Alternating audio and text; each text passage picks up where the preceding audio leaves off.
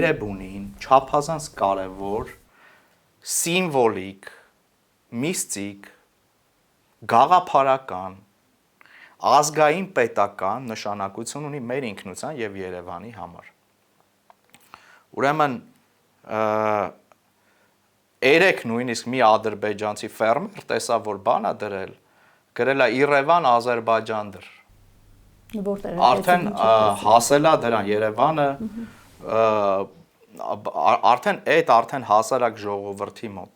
մի ամբողջ ալիք է գործում Ադրբեջանում, որ պրոպագանդի այդ ամենի մասին։ Եվ ես ձեր մոտ բացատրել եմ, ինչով է կարևոր ու հիմա կհիմնավորեմ, ինչով է կարևոր ուրեմն Էրեբունին։ Հիմա տեսեք ինչ է գրում ադրբեջանական կարևորագույն ուրեմն լրահոսերից մեկը, պետք է ռուսերեն կարդամ, հետո հայերեն բաները կկարդամ, որ մեր դիտողներին հասնի, ուղղակի մի մասն եմ կարդում։ Ուրեմն возраст Еревана 500 лет. Опровергает измышления армян, которые бы безосновательно провозгласили в 782 году до нашей эры годом образования города. Удревление Еревана было необходимо армянам по нескольким причинам. Во-первых, им не давало покоя то, что в 1958 году Грузия отметила 1500-летие Тифлиса. Во-вторых, необходимо было найти свою арменизированную базу для этимологии слова «Эриван» или «Иреван». Армяне решили в политических целях использовать находку советских археологов. В начале 50-х годов на окраине Еревана была раскопана плита с клинописью. На ней были 3 клинописных знака РБН. В древности гласных букв не было. Սա իհարկե կատաստրոֆիկ խեղաթյուրում է, ինչին մենք անդրադառնանք, и высечено 782 год до нашей эры, как дата основания города царем Урарту Аргишты I. Хотя со времени раскопок прошли почти 8 лет, именно в 1958 году, то есть сразу после празднования юбилея древнего Тбилиси, армяне сообщили, что клинопись полностью расшифрована и установлено, что город назывался Эребуни. По сути, они домыслили желательные для них гласные, и получилось слово, якобы раскрывающее этимологическую связь слова «Ереван». Хотя в древней надписи не было четко указано географического расположения города РБН, армянские фальсификаторы посчитали эту находку достаточной для удревнения истории Еревана.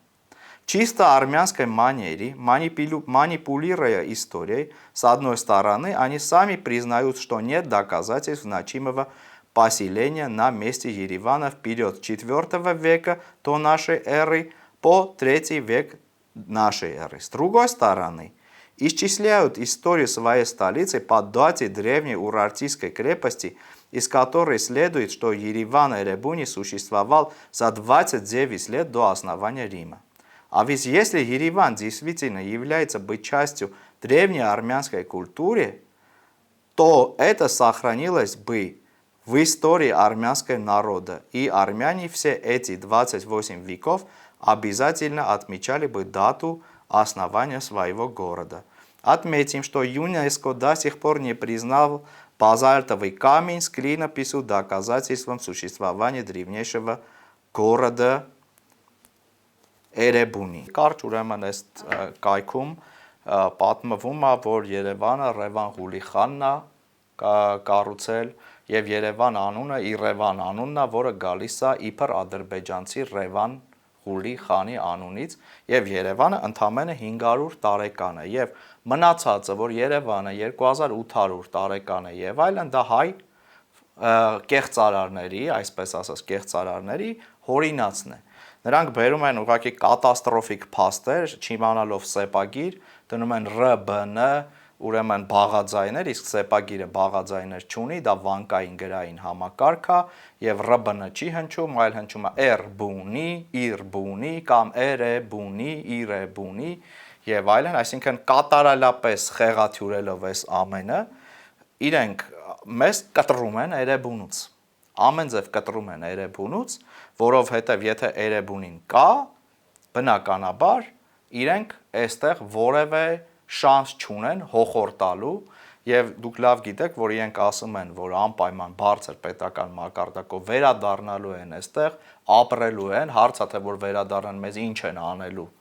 այստեղ, հա, այդ շատ-շատ կարևոր է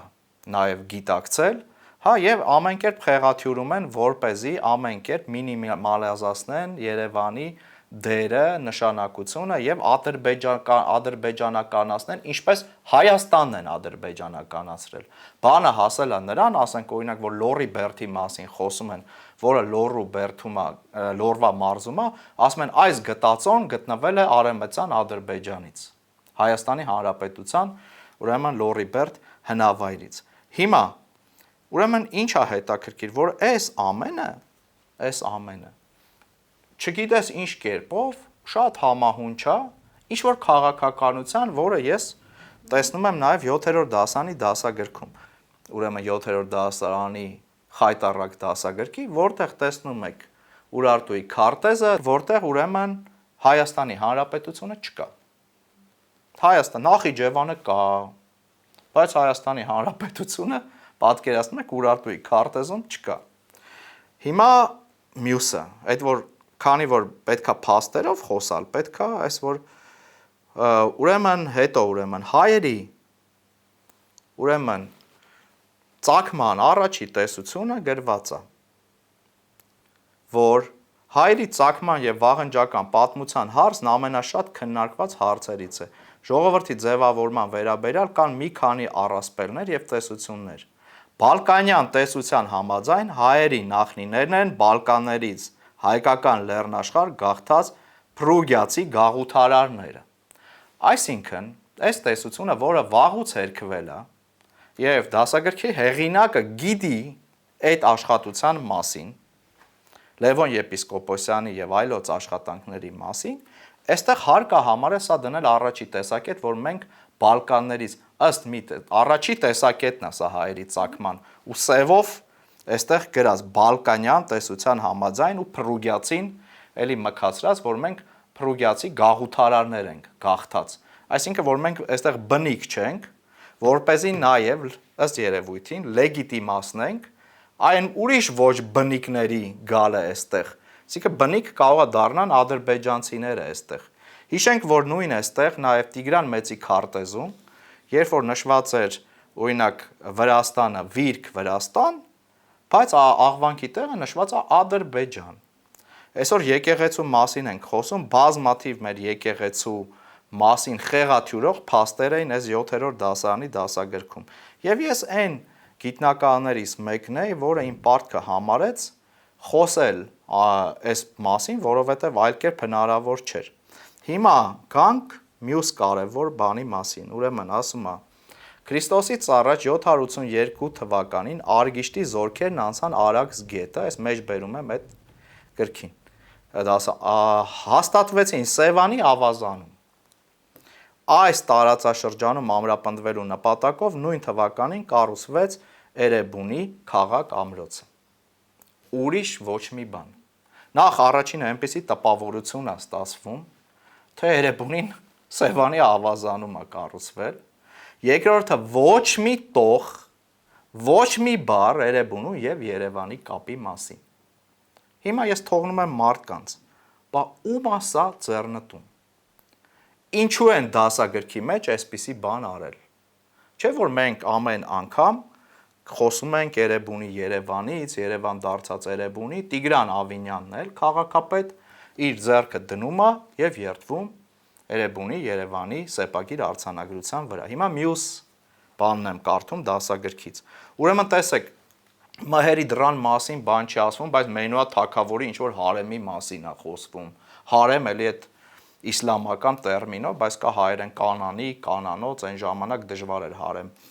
ասել։ Բայց տեսեք ինչա գրված էլի այս դասագրքում։ Ասենք այս ամենի մասին, այս կապերի մասին գրած չի Երևանի, Երևան եւ այլն, Հայաստանը Ուրարտուի քարտեզում չկա, բայց գրված է։ Չնայած Վանի թագավորությունից ունեցած մեր մի քանի 100 տարվա հեռավորությանը, նրա հետ ունենք ընդհանուր ժառանգության վրա հիմնված բազմաթիվ կապեր։ Հիմա տեսեք կապերը։ Թագավորության մասին հիշում են օրինակ անուններով։ Որոշ մարդիկ Վանի թագավորության արքաների անուններով են կոչում իրենց նորածիններին։ Խանութներ կամ ֆուտբոլային թիմ են անվանում Ուրարտու։ Մարդիկ պատրաստում են զարդեր եւ կենցաղային իրեր Վանի թագավորության դեկորատիվ կիրառական արվեստի եւ ճարտարապետության որոշ տարրերի կիրառմամբ։ Սա շատ հետաքրքիր է, իհարկե,